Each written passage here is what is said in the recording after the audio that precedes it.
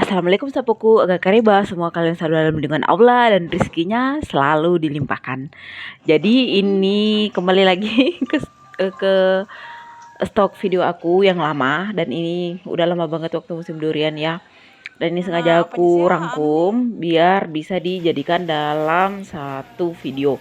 Jadi ini adalah beberapa panganan yang bisa dikreasikan untuk buah durian. Di sini aku akan memaparkan beberapa makanan atau lebih tepatnya dessert dari buah durian. Jadi ini waktu itu memang lagi puncak-puncaknya musim durian, dan itu tadi maminya saya lagi ngepakin durian untuk dibawa ke teman-teman kerjanya dia. Itu durian montong dari kebun, dan itu kayaknya pertama-pertama awal durian montong jatuh pada waktu itu. Jadi ini panganan pertama yang bisa dikreasikan dari buah durian. Seperti biasa, tidak lain dan tidak bukan adalah dompo durian. Tapi tadi kayaknya di awal-awal udah ada panganan pertama, yaitu pancake durian. Hayo, siapa di sini yang suka pancake durian?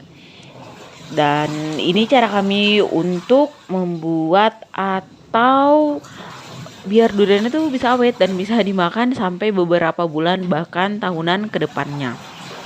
Cara kami mengawetkan aku sudah jelaskan ya di beberapa video sebelumnya. Aduh, maaf banget ya teman-teman, kayaknya ini dialog aku atau narasi aku terlalu banyak kata dannya ya. Aku minta maaf banget.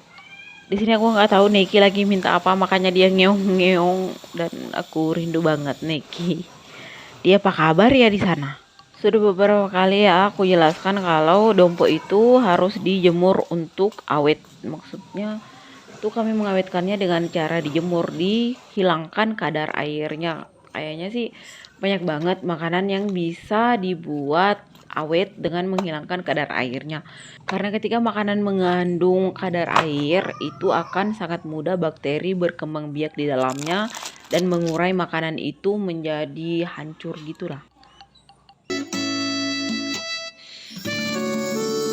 By the way, aku mau ucapkan terima kasih banyak untuk teman-teman yang sudah mengklik video ini, bantu aku untuk mengembangkan kanal ini. Semoga kanal ini bisa menjadi motivasi, inspirasi, ataupun hanya sekedar hiburan. Nanti sesekali di kanal ini aku akan membahas tentang law of attraction, spirituality, dan juga journey spiritual aku.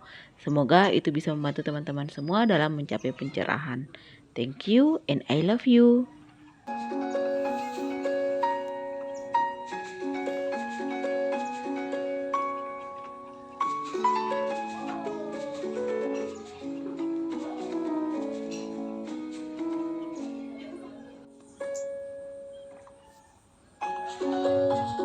Dan seperti inilah hasil akhir dari dompo itu.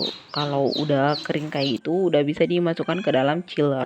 Dan kalau mau dimakan, tinggal dipotong kecil-kecil lalu dibalurin tepung seperti kalau kita mau menggoreng pisang. Selamat mencoba teman-teman. Lalu panganan berikutnya atau dessert berikutnya atau bahkan oleh-oleh khas Makassar. Ini kayaknya kalau aku nggak salah sih oleh-oleh khas Makassar, namanya duri-durian. Jadi ini adonannya tuh hampir sama dengan nastar. Sebenarnya sih itu sudah dimodernkan. Awalnya adonan kulitnya tuh seperti di tempatku ada kue namanya kue gambong kalau nggak salah, dan isinya tuh unti kelapa, terus ini isinya durian, selai durian. Jadi adik aku pernah praktek di sekolahnya, kebetulan dia tuh tata boga, dan mereka disuruh buat kue duri-durian ini dari adonan nastar. Pas mereka coba ternyata enak, dan akhirnya adik aku tiap buat kue duri-durian ini memakai adonan nastar. Lalu beberapa hari kemudian durian montong di kebun tuh dipanjat, dan nanti tuh beberapa buahnya tuh akan dijual sama adik aku, tapi dijualnya per kilo 20.000 per kilo waktu itu. Panganan yang nggak boleh ketinggalan juga itu adalah roti durian. Kebetulan kami semua di rumah suka banget dengan durian, dan ini rotinya tuh diisi dengan durian yang isinya pure durian.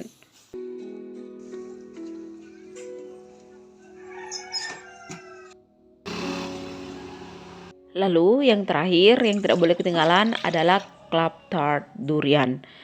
Jadi waktu itu pas adik aku buat pancake durian, itu di dalam freezer masih ada sisa durian yang dicampur dengan whipped cream gitu. Jadi aku berpikir daripada dibuang atau ya dibuang sih lebih tepatnya, aku berpikir bagaimana kalau dijadikan saja dalam isian dessert club tart durian. Dan pas dicoba ternyata itu rasanya enak banget dan creamy. Ya gimana nggak creamy ya, durian campur krim yang udah banyak susunya gitu, ya pasti tambah creamy dan ini enak banget. Kalau kalian mau kepoin resepnya, itu udah aku tulis dengan lengkap, dengan video-videonya tuh dengan lengkap ada di fanpage aku di Facebook. Waktu itu ini aku kreasikan dengan Gabin Hatari. Kalian bisa mencoba biskuit-biskuit lain. Kebetulan waktu itu ini aku kayak mau jadikan dessert box gitu. Cuman karena tempatnya nggak ada, jadinya aku malah pakai wadah-wadah sembarang yang ada di dalam lemari. Seperti Tupperware dan beberapa apa sih cup-cup gitu. Kalian pernah lihat cup-cup yang harga 3 ribuan gak? Itu menurut aku ini bisa dijadikan ide usaha atau jualan gitu, karena ini nggak ribet sih, nggak ribet sama sekali. Dan kebetulan ini aku pakai semua bahan-bahan sisa, mulai dari kelapanya, dari duriannya. Namun kalau soal rasa ini bisa banget diadu dengan dessert box yang lain yang biasa orang jual. Menurut aku harganya sih bukan sih, rasanya rich banget. Dan yang terpenting dia no kukus, no oven, dan rasanya juara. Kalian bisa mencobanya. Silakan lihat di fanpage aku. Judulnya tuh Club Tart No Kukus, No Oven. Jadi di antara 4 ini kalian mau buat yang mana teman-teman? Cuman satu yang perlu kalian ingat, bahwa semua makanan yang masuk itu akan membuat avatar kita entah itu makin energik atau malah kita harus membayarnya dengan kesehatan. Dibutuhkan kebijakan untuk memasukkan bahan-bahan bakar ke dalam avatar kita ya, karena avatar kita itu adalah kendaraan kita. Semakin baik nutrisi yang masuk ke dalam tubuh kita, semakin baik avatar kita, dan semakin baik hubungan kita dengan Tuhan. By the way, ini vlognya aku akhiri narasinya sampai di sini ya. Terima kasih telah menonton sampai akhir. Seperti biasa, thank you, I love you, and bye. 그리 크지 않아 단지 조용히 하루를 정리하고 싶을 뿐 미지근한 샤워와 내 기타 소리와 너의 따뜻한 불빛에 조용히 잠들고 싶을 뿐이야.